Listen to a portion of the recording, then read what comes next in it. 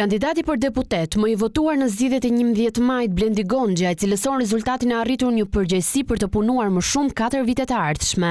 Ndjenjë shumë e madhe përgjegjësie, një barë e cila të rëndon shumë më tepër se sa po të mos isha kandidati më i votuar. Pra, nuk diskutohet që është një barë shumë e madhe, është një gëzim, është një krenari, është një kënaqësi kur shikon rezultatin, por nga ana tjetër është automatikisht një përgjegjësi shumë e rëndë, shumë e madhe, e cila duhet të përkthehet menjëherë në përveshje mëngësh për punuar. Por ai e hap ky votbesim rrugën për të garuar për Bashkinë e Tiranës.